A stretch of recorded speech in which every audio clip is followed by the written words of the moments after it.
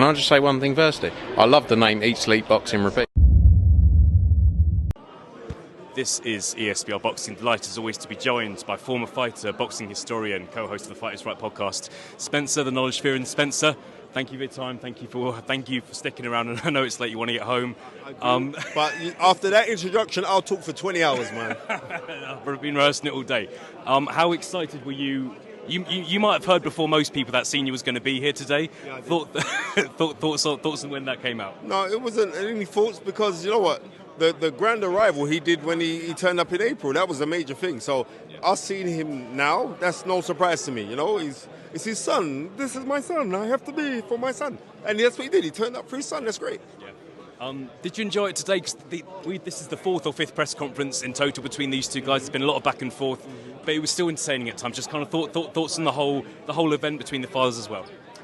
I think that Matchroom and Boxer, with His Excellency Turki Al-Sheikh, is put on. It's just magnificent. Let's look at the settings and the color schemes of the old days. It reminds me when I was a little child, when the two fathers went at it. You know what I mean? Because I remember the first fight in November of 1990, and I also remember the second fight in 94. That was 94, the second fight at Old Trafford. So it was 93.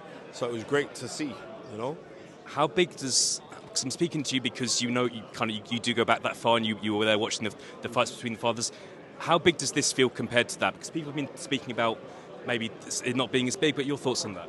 No, it's not as big. But what you have to remember is this: it's the continuation that makes it big, and we're living in a new era. We're living in a tweet, text, gram, X era that it's different now. So the fan base is the appeal of the fan base is different. Like what we want to consume, our consumption is different. So, but when I was a kid, nothing compared to that night when the two dads first faced off. Nothing compares to that. Let's just be real. It was so big that their sons can actually go at it now. So, no, nothing compares to that. But regardless, it has caught the imagination, and especially after their first fight, the first fight that the Sons had in April was so incredible. It was an amazing fight, and that's why they can run it back. Last compliment from me, Spencer. Chris Eubank Jr. famously didn't make weight back in April. Mm-hmm. We're speaking about 8:30 in the evening now. He's probably weighing in at tomorrow lunchtime. How did he look to you today? Did he look good? Did he look normal? Did he look like he's struggling a bit? He looked all right to me, and I like the fact that he was consuming water as well. He looked all right. But the thing about it is like Conor looked very fresh and sprightly. There's a difference. But it's a good thing when you feel that sign of like, when you've got that in you, because that, or even cutting weight, that makes you sharp come fight night. So let's see what happens. Final question from me, Spencer. Really want to get your thoughts on this. Conor Benn's the one who's got to turn it around on Saturday. If you're in his corner from a technical standpoint, from a game plan standpoint, what does he have to do to win? Keep shape. Don't have his legs so elongated.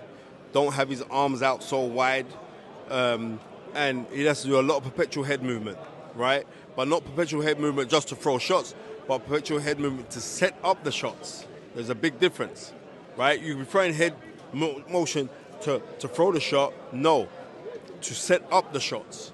You know what I mean? But with a lot of feinting inside there, right? If you can do that, then you never know what can happen. But he should administer a lot of body work early.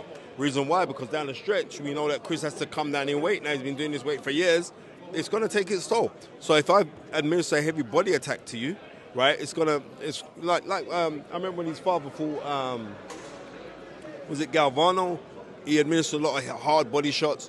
And Nicky Piper is a fight when Nigel Benn, when he fought Nicky Piper, defending his world title against him. If he administers a lot of body attack, it could, down the stretch, pay dividends.